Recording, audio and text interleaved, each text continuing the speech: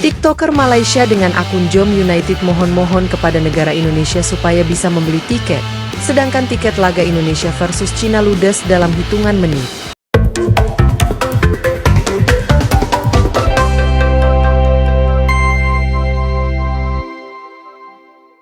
Aduh, abang tak bisa beli tiket Indonesia lawan China. Apa benda ni, weh? Terakhir kali abang coba membeli tiket untuk Indonesia versus Bahrain, weh, gagal kerana tidak bisa masuk aplikasi Livin. Abang diberitahu perlu memiliki akaun mandiri. Jakarta, gegap gempita laga Indonesia versus Cina dalam babak ketiga kualifikasi Piala Dunia 2026 telah memicu gelombang euforia dan kegelisahan di seantero Asia Tenggara. Tiket yang terjual habis dalam hitungan menit menjadi bukti betapa besar antusiasme publik terhadap pertandingan yang dijadwalkan berlangsung di Stadion Utama Gelora Bung Karno. Namun, di balik pesta besar itu, sebuah kisah memilukan muncul dari negeri tetangga, harus menelan pahitnya kenyataan setelah gagal mendapatkan tiket. Dalam keputusasaan, ia bahkan memohon-mohon melalui media sosial agar diperbolehkan menonton pertandingan. Jam pula, bank sudah nak tutup. Baru saja parking tengah cari bank Mandiri. Ini pertama kali saya datang kawasan ni, guys. Sorry brother, where is the Mandiri Bank? Sudah pindah. Oh, sudah pindah mana? Oh, tak tahu. Okay, tak apa. Thank you. So, yang branch ini dah tutup. So, aku kena cari yang lain lah. Sekarang kita kena gerak tempat lain dalam setengah jam lagi. Harap boleh buka akaun lah. Kalau tak, esok memang tak boleh beli tiket lah. Weh. Dah sampai lokasi kedua. Mana ni? Dah nampak. Mandiri. Dah nampak. Masalah, saya tak boleh buka akaun weh. Cuma untuk rakyat Indonesia saja boleh buka akaun Mandiri ni. Aduh, susah sangkut weh. Macam mana nak beli tiket weh? Hubungan antara Indonesia dan Malaysia dalam dunia sepak bola telah lama mewarnai atmosfer olahraga di kawasan Asia Tenggara. Rivalitas ini bukan semata-mata persoalan pertandingan, melainkan sebuah akumulasi dari faktor sejarah, budaya, politik, dan semangat nasionalisme yang kuat di kedua negara. Rivalitas ini mulai terasa sejak era 1950-an ketika kedua negara sama-sama aktif dalam turnamen-turnamen Asia Tenggara dan Asia. Namun, tensi benar-benar memuncak pada dekade 1970-an, tepatnya saat pertandingan final SEA Games 1979 di Jakarta. Indonesia berhasil menumbangkan Malaysia dalam laga dramatis dan sejak saat itu, setiap pertemuan selalu diselimuti emosi tinggi dari kedua belah pihak. Ketika Indonesia dan Malaysia bertemu, itu bukan hanya laga sepak bola. Itu seperti mini Piala Dunia bagi kami di kawasan, ujar komentator olahraga senior, Tommy Wiraatmaja. Rivalitas ini berlanjut hingga saat ini, terutama dalam turnamen-turnamen seperti Piala AFF, kualifikasi Piala Dunia, dan SEA Games. Pertemuan terakhir kedua negara pada semifinal Piala AFF 2022 menjadi sorotan besar setelah Indonesia menang 3-0 di Kuala Lumpur, yang menyebabkan kerusuhan kecil di luar stadion. Fanbase sepak bola di Indonesia dan Malaysia sama-sama memiliki loyalitas dan ekspresi emosional yang tinggi. Di Indonesia, kelompok supporter seperti Garuda Mania, Ultras Garuda, dan Bonek selalu hadir memberikan dukungan total. Sementara di Malaysia, Harimau Malaya Ultras menjadi tulang punggung atmosfer stadion.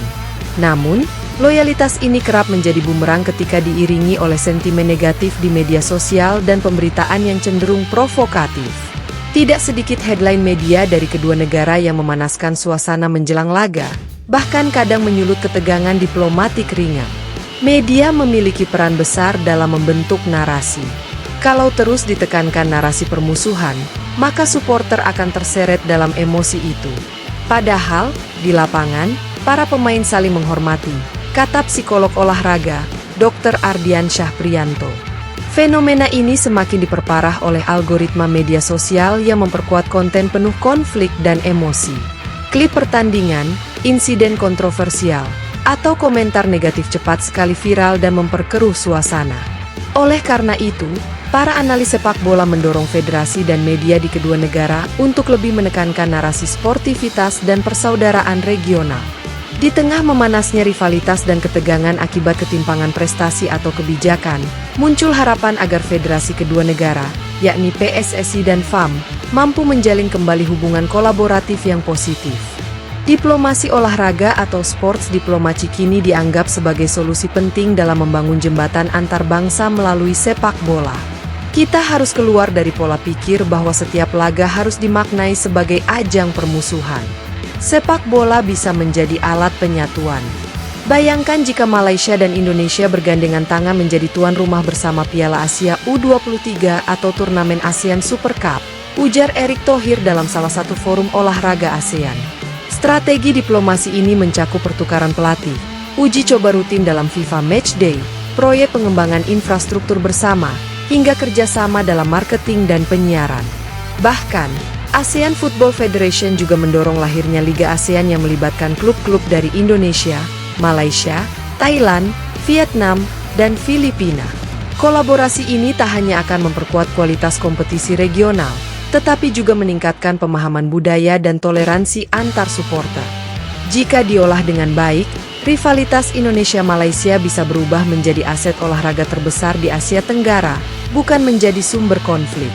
Perhatian terhadap laga Indonesia versus Cina ternyata tidak hanya datang dari kawasan Asia Tenggara. Federasi Sepak Bola Dunia, FIFA, melalui juru bicaranya, Gabriel de Souza, mengeluarkan pernyataan resmi yang memuji keberhasilan PSSI dalam menciptakan atmosfer sepak bola kelas dunia. Kami mencatat bahwa pertandingan antara Indonesia dan Cina dalam babak ketiga kualifikasi Piala Dunia menjadi salah satu laga dengan tingkat permintaan tiket tertinggi di dunia, sejajar dengan pertandingan seperti Brasil versus Argentina atau Inggris versus Jerman. Ini adalah prestasi luar biasa dan menjadi bukti kemajuan luar biasa sepak bola di Asia Tenggara, ujar Gabriel dalam konferensi pers daring. FIFA juga memberikan apresiasi terhadap sistem tiket digital PSSI, yang dianggap sebagai salah satu sistem paling transparan dan efisien di kawasan. Kami menyaksikan bagaimana Indonesia memanfaatkan teknologi secara optimal untuk mendukung integritas pertandingan dan kenyamanan supporter. Ini bisa menjadi contoh baik bagi federasi lain, tambah Gabriel. Mengenai kasus Farhan Zulkarnain dan keluhan supporter dari luar negeri yang tidak mendapat tiket, FIFA menegaskan bahwa pihaknya terus mendorong penyelenggara untuk mempertimbangkan kuota khusus internasional dalam laga-laga besar, terutama yang menyedot minat regional. Sepak bola adalah bahasa global. Jika seseorang dari negara lain ingin menyaksikan pertandingan secara langsung sebagai bagian dari pengalaman budaya dan emosional, maka itu harus difasilitasi. Kami sedang berdiskusi dengan AFC dan PSSI untuk melihat kemungkinan membuka kuota tambahan atau sesi khusus bagi penonton asing dalam pertandingan mendatang, jelas Gabriel. Pernyataan ini langsung disambut hangat oleh komunitas supporter ASEAN. Banyak yang berharap bahwa Farhan dan puluhan supporter Malaysia lainnya masih memiliki harapan untuk menyaksikan laga impian mereka secara langsung di Stadion GBK.